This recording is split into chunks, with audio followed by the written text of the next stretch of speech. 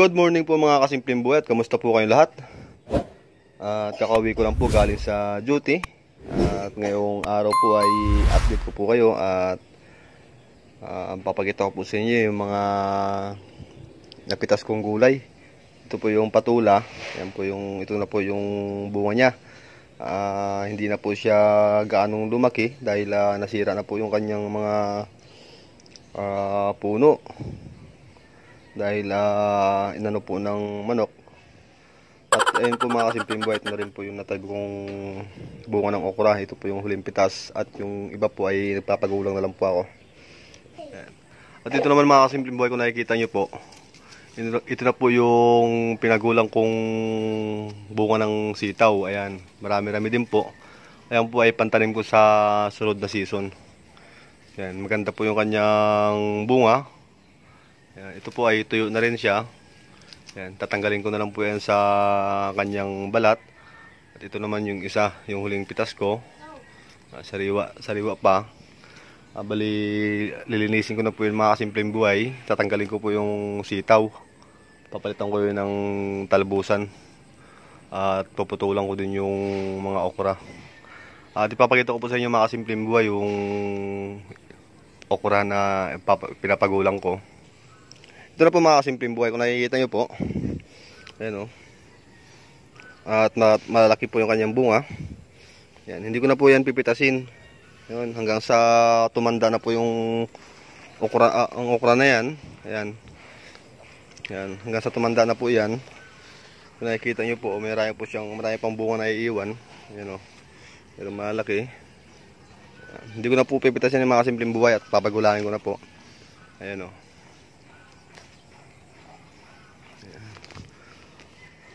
Kalalaki yung bunga ng okra na to. Ayan o. Kita nyo, humahaba po talaga siya at lumalaki. Marami po yan. Tapos yung ibang walang bunga po ay puputulin ko na. Bali ilan lang po ito yung ilang puno lang yung may bunga na papagulangin ko. Mabibilang lang po. Pero marami po yung buto yan. Kapag natuyo po yan, magandang pang binhi ulit yan sa sunod na na season. Tapos bibili na lang po ako ng ibang punla, siguro mga kalating kilo ng buto, para makapagtanim ako ulit dito. Tapos doon sa kabila sa hinawang ko na yon. Tapos dito sa pagitan na to, dito kasi dito may tanim akong bell pepper mga kasimpleng buhay. Kaya malalaki na rin siya. Wala pa akong update sa inyo dyan. Antay-antay lang po kayo at magbibideo po ako dyan kapag nag-apply na ako ng pataba. Ayan po yung sitaw mga kasimpleng buhay. Wala na rin po yan. At patapos na yung kanyang dahil marami na rin po ako napitas dito na sitaw. Yan, at nabigyan na rin po yung mga kapitbahay. Minsan yung asawa ko yung pumipitas, hindi ko nakabibidyo. Mayroong humihingi at nabibenta na rin po ito. Yan. At ganda dito mga kasimpleng buhay, hindi naman madamo yung ilalim niya. Meron po ako dito nakitang pangbinhi ulit. Marami pa ito naiwan na bunga. At pinapalaki ko pa lang para pangbinhi ulit. Maganda yung kanyang bunga. Maganda yung bunga na to eh. Kung nakikita nyo mga simpleng buhay, napakahaba ng kanyang yan.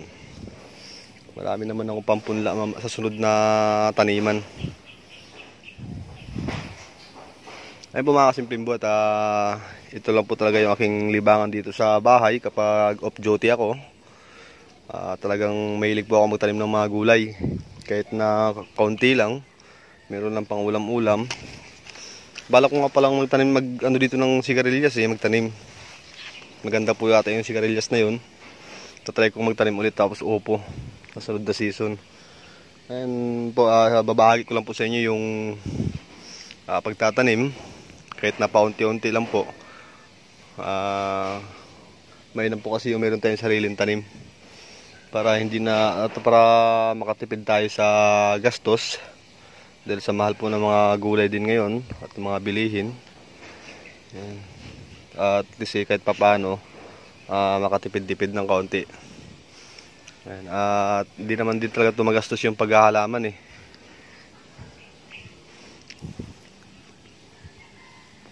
Ayun po mga simpleng buhay ito, at bali puputulan ko na ngayon yung okra, yung mga walang bunga. Iiwan ko lang po yung mga pinapagulang ko. At ayun po mga simpleng buhay, panurin nyo lang po. In-update ko po kayo ngayon. Maganda rin po yung naging bunga ng okra na ito. Talagang hindi ko lang to na suportahan agad ng pataba. Kaya ito mabilis siyang gumulang, mabilis siyang namatay. Talagang sinadya ko po yan para mataniman ko po ulit dito ng talbusan, siling talbusan po pala. Dahil mahal po yung siling talbusan ngayon, nagiging 150 po yung 1 kilo.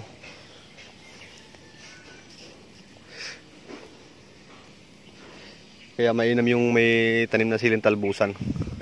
Doon yung bagong tanim ko doon ay awan ng Diyos ay buhay na po sila. Buti nga umulan kahapon at nadiligan yung mga tanim namin talbos kamuti. Saka ko na lang po kayo i-update doon sa talbos kamuti. At kapag nag-apply na ako ng abono doon, ng fertilizer. Yan. At ito po mga simpleng buhay, at sisimulan ko agad ang dito para maihabol ko yung pagtanim ng talbusan dito. Siling talbusan. Yan. At yan mga simpleng buhay, shoutout nga pala sa mga subscribers ko dyan, sa mga viewers, at maraming salamat po sa inyo. At hindi po kayo nagsasawang suportahan pa yung aking channel. Sana ay madagdagan pa yung aking subscriber. Ayan po mga simpleng buhat, habang hindi mainit, sisimulan ko na po. Itak lang po ang gagamitin ko dito. Tatabasin ko lang po yan. Siguro sa kalagitnaan. Kung nakikita nyo po yung mga dahon na to. Yan. Yan, dyan hanggang dito lang po siya. Yan. Babawasan ko po yan siya. Tatry ko po kung maganda pa yung kanyang bunga.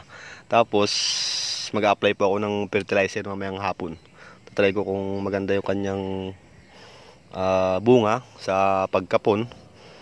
Yan, pagputol ng puno. Titingnan po natin kung maganda yung kanyang bunga. Sa tingin ko parang marami pa rin ibubunga kasi maganda yung kanyang usbong. Yan, may mga bunga pa namumulaklak. Ayun po mga simpleng buhay, at sisimulan ko na po.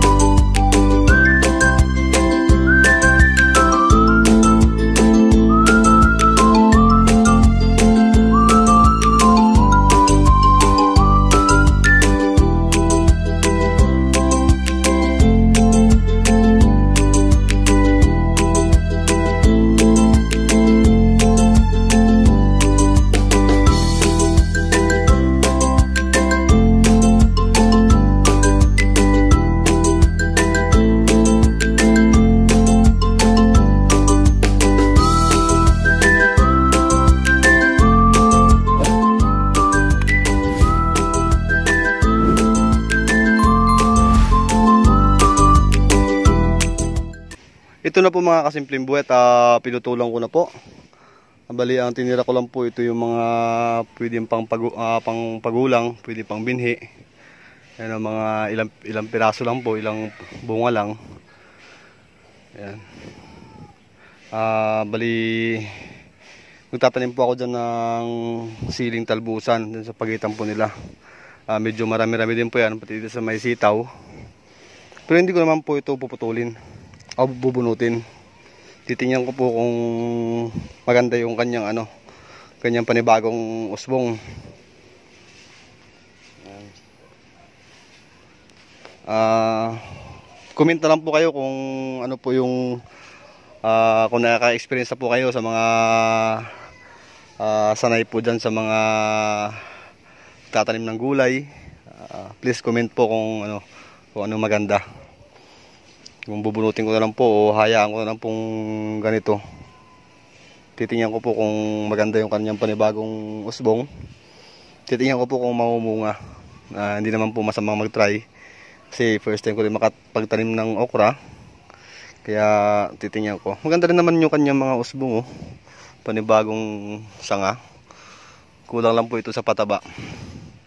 Kaya kapag nakapagdilig na po ako dito ng magdidilig muna ako, try ko. Nagdiligan ko muna sila ng abono. Kada puno isang lata ng fertilizer.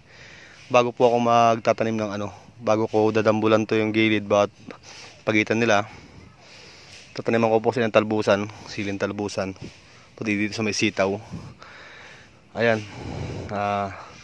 Para marami po akong tanim na talbusan kasi mas mahal po kasi yung siling talbusan kaysa dito sa mga okra, patula, sitaw.